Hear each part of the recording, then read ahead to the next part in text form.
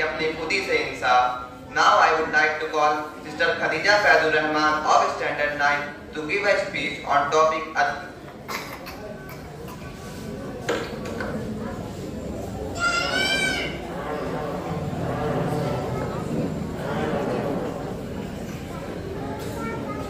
अस्सलामु अलैकुम व रहमतुल्लाहि व बरकातुहू।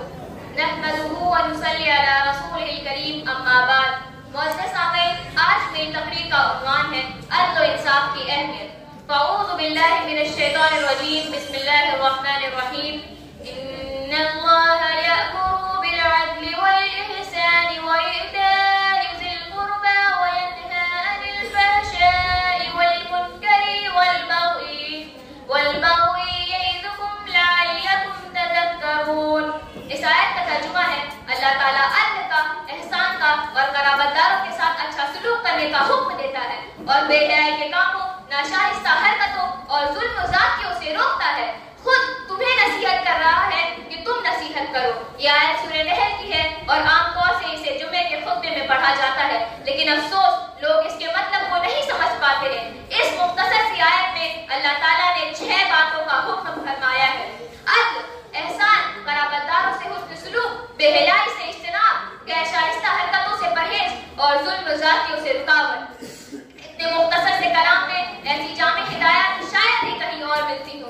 इस आयत के मुखातिब सिर्फ मोमिन या मुसलमान ही नहीं, बल्कि दुनिया का हर इंसान है जो इस पर अमल पैरा होकर इस दुनियावी जिंदगी को कारामद बना सकता है, बल्कि अपनी आखिरत को भी संवार सकता है। यानी एक इंसान दूसरे इंसान से इस दुनियावी जिंदगी में इंसाफ से काम ले। किसी के भी साथ दुश्मनी, इनाद, मोहब्बत या करामत की वजह से इंसाफ के तकाजे मजरूह ना होने दे।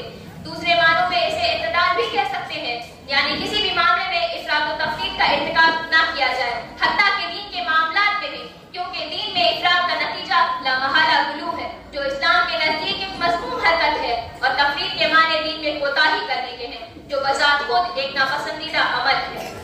इंसाफ के साथ साथ अदल के एक और माने बराबर करने के हैं। मीज़ान का तराजू भी इसलिए कहा जाता है कि इसके दोनों पलड़े बराबर होते हैं।